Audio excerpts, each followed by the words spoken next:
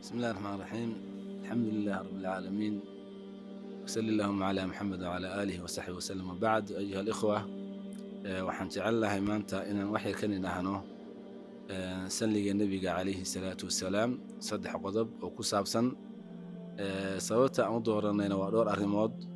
midda ugu horeysa aan u dooranay waxaa weeye iyadoo caawa ay soo geliso habeen jimco ah, aynu ku soo aadi runtii 10kii dambe ee ramadaan, jimco kalena uu ku soo aadi doono insha allahu tacaala.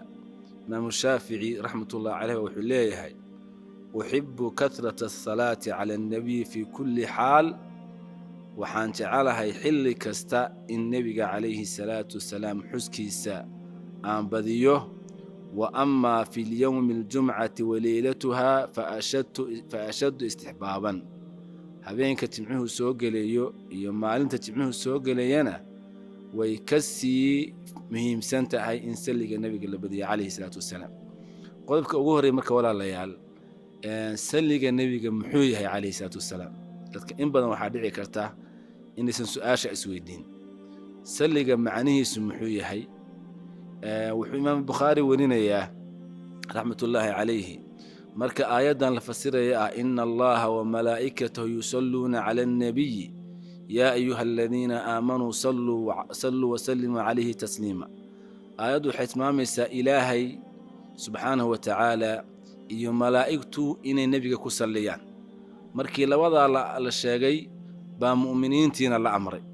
marka bukhaari wuxuu warinaya abulcaaliya inuu leeyahay ilaahay markuu nebiga ku sallinayo macnaheedu waxaa weeye hanaa'uhu calaa cinda malaa'ika, ilaahay uu nebigu ammaanay, wuxuu ku ag ammaanaa malaa'igta agtiisa.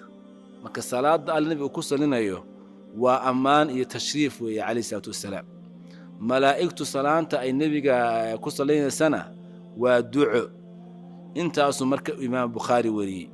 marka aayaddan alle uu leeyahay ina allaha wamalaa'ikatu yusalluuna cala annabiy, imaamu sacdi waxa uu leeyahay mu'miniinta waxaa la amrayaa inay ku daydaan ilaahay iyo malaa'igta subxaanahu wa tacaala, iyadoo markaa la raadinayo oo la oofinayo nebiga xaqii uu nagu lahaa calayhi salaatu wasalaam, iyo dhammaystir ay dhammaystir u tahay innaga iimaankeenna, iyo weynayn nebiga la weyninaya calayhi salaatu wasalaam, iyo karaamo la karaamaynayo, iyo xasanaadkeenna oo ku siyaadaya, iyo dunuubteenna oo lagu dhaafayo.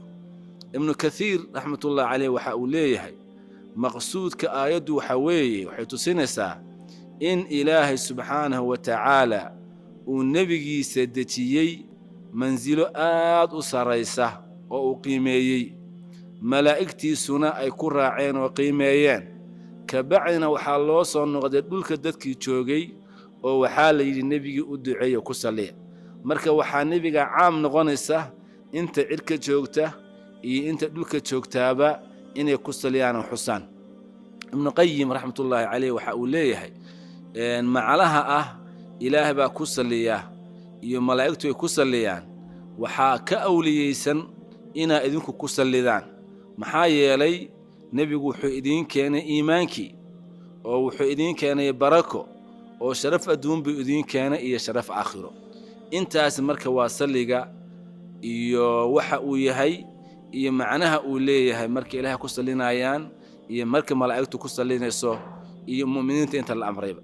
qodobkaas ma qodobka koowaad walaalayaal oo ku saabsan salliga nebiga calayhi salaatu wasalaam iyo waxa uu yahay.